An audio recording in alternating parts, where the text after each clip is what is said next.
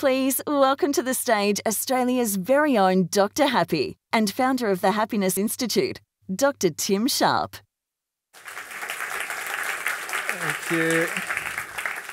Let me cut right to the chase and say Dr. Happy is not my real name. My parents are pretty weird, but they're not quite that weird.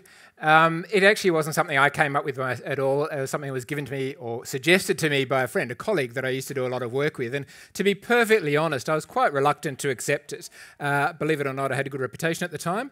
And I thought, if I go around calling myself Dr. Happy, who's going to take me seriously? I mean, how many of you, when you thought you were going to see Dr. Happy today, thought that would be exciting, a bit of fun? Quick show of hands. How many of you wouldn't put up your hands no matter what I asked? All right, how many of you are a bit disappointed now that you've seen me? Well, there's a reason that I did eventually adopt the name. I did take it on because I realised actually quite quickly that it was a great conversation starter. I realised that it could actually be used for good to talk about not just happiness and positive psychology, which is my specialty, I suppose, but also some really important issues around mental ill health, etc. So the real thing is, as Dr. Happy, I've actually changed my title, by the way, as Dr. Sometimes but not always happy. And that's because one of the things I like to talk about, one of the reasons I've adopted the name Dr. Happy is that I like to get across the message that I'm not happy all the time. Surprise, surprise. But who is? Who should expect to be? No one should. In fact, if anyone here told me they were happy all the time, I'd be seriously concerned. I'd probably march up to the local GP and get a script for these little yellow tablets that'll fix you up pretty quickly or help you take a few slow breaths, because it's really not normal. The normality of being a human being is to experience what we psychologists call negative emotions. Now, I don't even like to call them that because it sort of implies they're bad.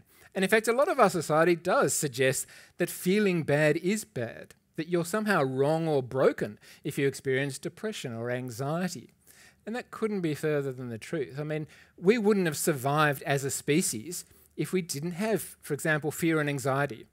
If we didn't have fear and anxiety, we would have walked up and patted that lion. We would have got too close to the cliff edge. It actually protects us from danger, from risk-taking.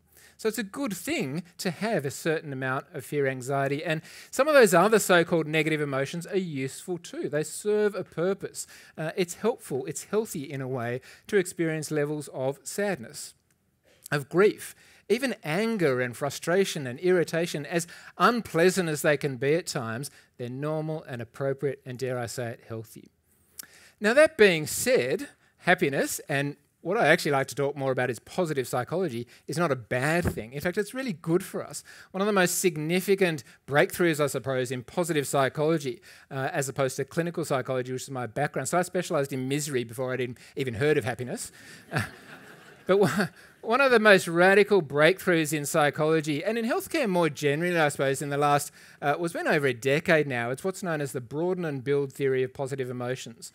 Now, before that, and in all of my early training, we didn't talk about positive emotions at all. I did 3 degrees in psychology, spent more than 10 years at university studying psychology. I don't say that to boast, but I say that to make an important point. In all of those years, I did not have one conversation, did not attend one lecture, did not read one article about happiness, about joy or love or any of those things. It's all about stress, depression and misery. No wonder I'm not always happy. But what we now know, and that's because in the past psychologists say that we didn't really think those things were important. As I just suggested, we've known for a long time that fear and anxiety are important from an evolutionary perspective. But what we now know, thankfully largely due to the Broaden and Build theory of positive emotions, is that positive emotions are not just nice. They are nice. By definition, it feels good to feel good. But they're also really good for us. And this is actually something that can be utilised a lot more within an organisational context, because let me explain that a bit further. When we experience genuine positive emotions, and I'm not just talking about slapping on a fake smile here. I'm not just talking about this sort of fake it till you make it idea. When we genuinely, authentically feel good, all of those positive emotions, not just happiness, but calmness and contentment and satisfaction, all of those things, we experience this thing called broaden and build. What does that mean? Well, our minds literally broaden. We become more open-minded when we're experiencing positive emotions. Why might that be helpful? Well, it makes us more innovative, more creative. So we solve problems better. We literally become more resilient when we when we feel positive emotions. And we also, in addition to that broaden concept, which is important enough, we also have this thing called build, this build phenomenon, which means we're more able to build on our resources. And by that I mean our internal resources, so we're more able to use our skills and talents and our abilities, the strengths that we all have, but we're also more able to build on our external resources, which means when we genuinely feel positive emotions, we're more able to reach out and ask for help. We're better at collaborating with our colleagues. So teamwork is enhanced when we experience genuine positive emotions. Now, that being said, I hope I've got across the message that positive emotions can be good for us. Negative emotions are also really important. It's important to accept them. If we try to pretend they're not there, the more we resist, the more they persist. So we need to acknowledge, we need to accept the reality, the absolute reality, the inevitability of so-called negative emotions. And in the workplace, what we've found, one of the most fundamentally important constructs that goes to positive culture, which is very, very important within the workplace for all sorts of reasons, is what we call psychological safety. In very, very simple terms, what that means is the ability to feel safe, to acknowledge and express negative emotions, for example, without fear of retribution. So people need, if you want to build a positive culture, and I suspect that's something most of you would like to be able to do, something you probably think you're doing, one of the things you need to do is create psychological safety. People need to be able to express their joy and excitement, but also to put up their hand and say, I'm not doing that well today. So this idea that it's okay not to be okay, you've probably seen that hashtag in recent years, is actually very, very important and supported by the research. And in an organisational context, I mean, one of the biggest selling business books of the last decade or two, I suppose, a book by Jim Collins called Good to Great. Some of you might have heard of it. I can't sum up the hundreds of pages of research within that in the short time I have available, but I will just say one snippet that I remember from reading that book many, many years ago, and that's when Jim Collins differentiated, or he looked for the factors that differentiate the great companies from the good ones.